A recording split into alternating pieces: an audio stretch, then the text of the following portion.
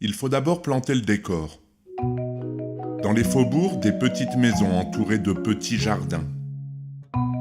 Ce n'est pas un décor pour les grandes aventures. Ici, c'est la ville grise et un peu triste. Ce n'est pas un endroit pour les enfants, pour les chats, pour les oiseaux. Ce n'est pas un endroit pour les histoires d'amour.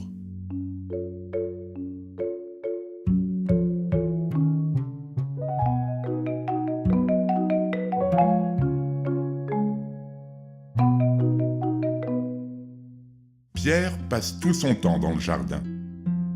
Les fleurs, les arbres, les oiseaux, les insectes. Le jardin, c'est son univers. Ici, il est heureux. Lou passe tout son temps dans sa chambre. Elle y dessine, elle y rêve, y pleure, y rit, s'y ennuie. Sa chambre, c'est son univers. Ici, elle cesse d'être transparente. Pierre est un solitaire. Il aime le silence, le bruit du vent, le chant des oiseaux. La foule est bruyante. Il la fuit. Lou est souvent seule. Parmi les autres, elle a l'impression qu'elle dérange l'ordre du monde, qu'elle gêne, qu'elle fait tache. Pierre parle aux oiseaux. Ils lui répondent. Ils tiennent ensemble de grandes conversations. Pierre n'a pas besoin de parler aux hommes.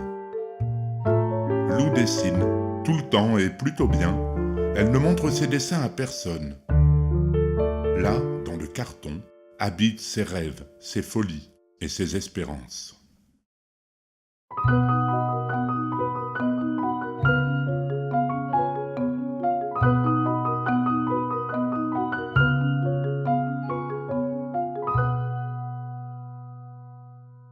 La première fois que Pierre a vu Lou, c'est à l'arrêt de bus de la rue de Lappe.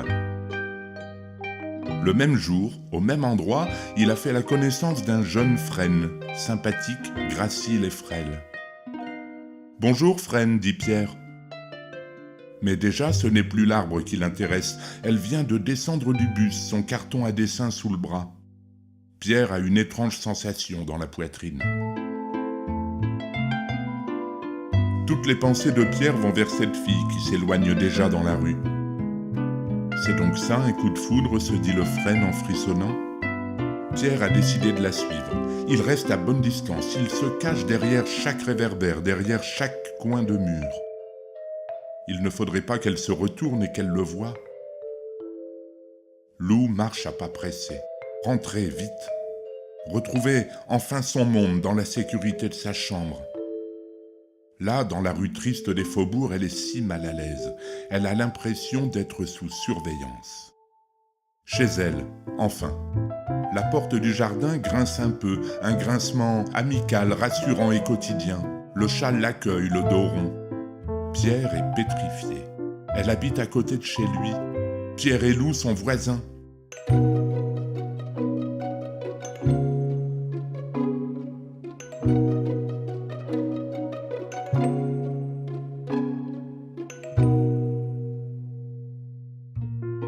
Chaque soir, Pierre se poste derrière la palissade. Il attend.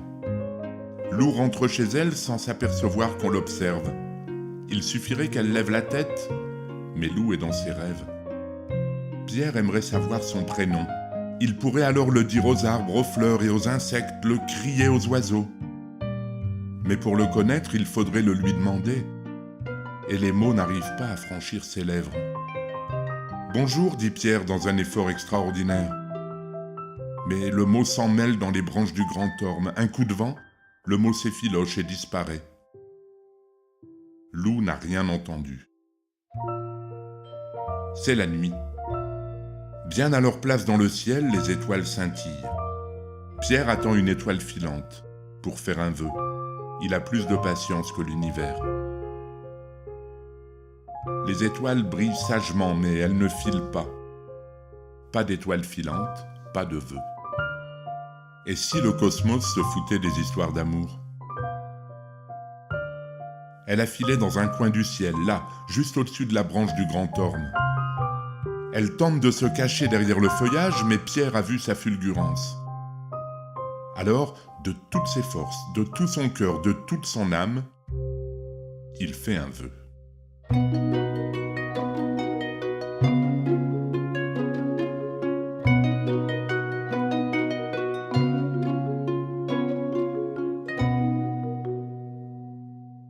Bonjour, dit Lou. Pierre regarde dans l'air, à droite, à gauche, ailleurs. Il voudrait répondre, mais il n'ose pas. Pourtant, c'est si agréable lorsque le vœu se réalise. Bonjour, dit Lou. Répond le garçon, et il rougit comme une pivoine. Je m'appelle Lou, dit Lou. Pierre veut lui dire qu'il n'a jamais entendu un aussi beau prénom, que ça lui va tellement bien et qu'elle... bredouille-t-il. Pierre doit dire quelque chose. Tu as un chat, balbutie-t-il. Et il ajoute, moi, mon meilleur ami est un oiseau. Lou lui sourit.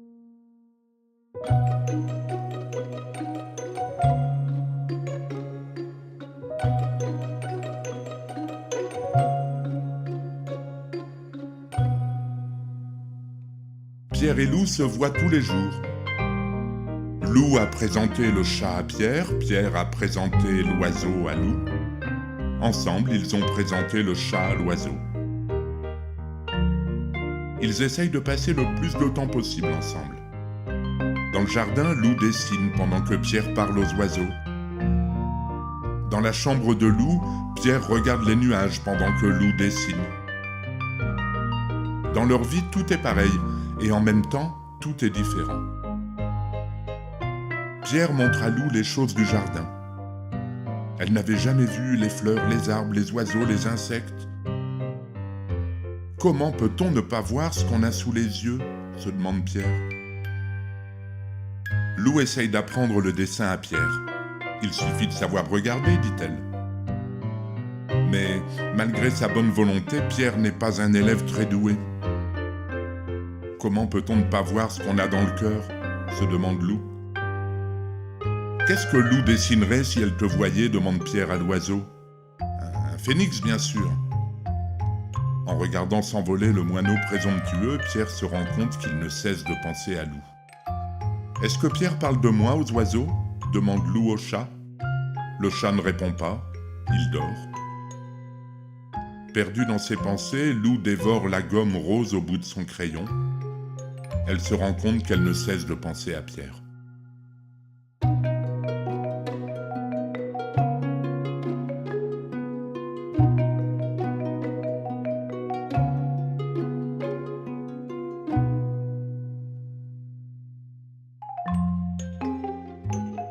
Je ne comprends pas ce qu'il lui trouve à cette fille. Elle a l'air sympa, non ? Comment veux-tu qu'elle soit sympa ? Elle a un chat. Ce Pierre avec son oiseau toujours à sautiller, à piailler. C'est dur à supporter ? Oui, plus moyen de faire un somme. J'aime pas trop les chats. Moi, j'aime pas trop les oiseaux. Ça tombe bien. Être copain avec un chat, ça paraît difficile. Pourquoi ? Parce que les chats chassent les oiseaux, c'est connu. Moi, je ne chasse pas. Tu sais, les chats, ne bougent pas. N'empêche que les chats et moi ne bougent pas. Je ne suis pas très ressemblant. Si. Toi non plus, tu n'es pas très ressemblant. Mais si. Non, pense l'oiseau. Tu n'as pas cet air féroce et terrible.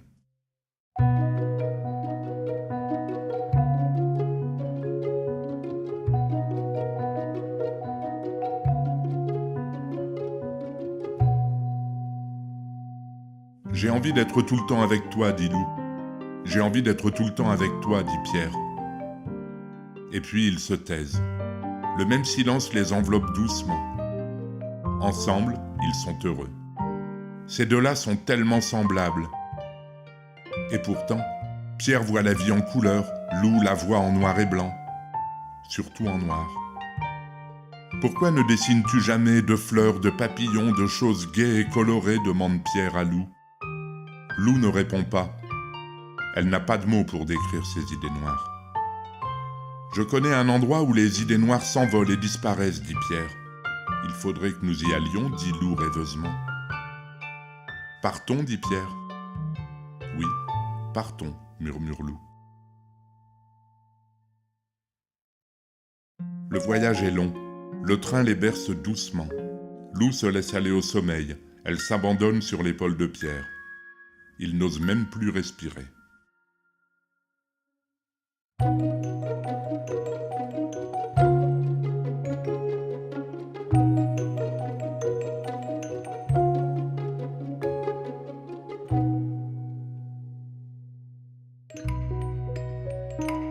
C'est ici, dit Pierre. Ils sont sur une plage déserte, le vent les transperce. Loup regarde l'océan jusqu'au lointain. Elle frissonne. Pas sûr que ce soit de froid. Loup a sorti son carnet. Elle les a dessinés seuls sur la plage. Là-bas, très loin, elle a ajouté un bateau minuscule. Ses voiles sont gonflées par le vent. Elles sont rouges. Du bout de sa chaussure, Pierre trace un cœur dans le sable. Puis il écrit leurs prénoms en grandes lettres capitales. Seul dans le ciel, quelques goélands s'enivrent de vent, indifférents au monde d'en bas. Une vague plus forte, plus audacieuse, vient recouvrir le dessin.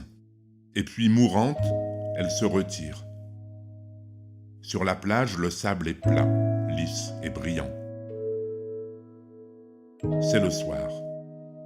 À l'horizon, le soleil se jette dans la mer. Le ciel est ensanglanté. Loup se serre contre Pierre. « C'est beau, dit-elle dans un souffle. »« Rentrons, dit Pierre. »« Oui, rentrons, murmure Loup. »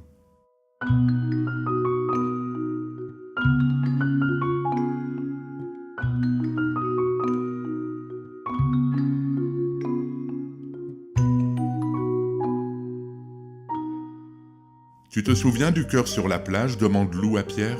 « Bien sûr. » Il se souvient aussi de son inquiétude quand la vague a effacé le dessin.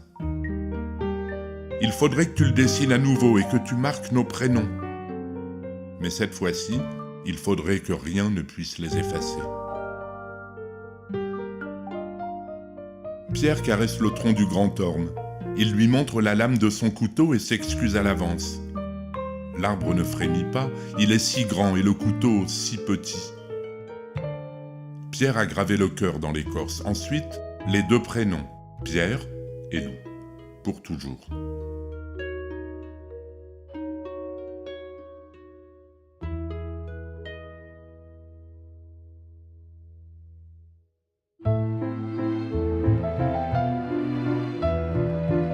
Ils sont abrités sous l'arbre immense, en sécurité. Tendrement, Pierre serre Loup contre lui, et pour la première fois, ils s'embrassent. Le grand orme a vu beaucoup de choses, c'est un arbre vénérable. Pourtant, ces deux enfants qui s'embrassent sous son feuillage, ça lui fait comme des picotements sous l'écorce.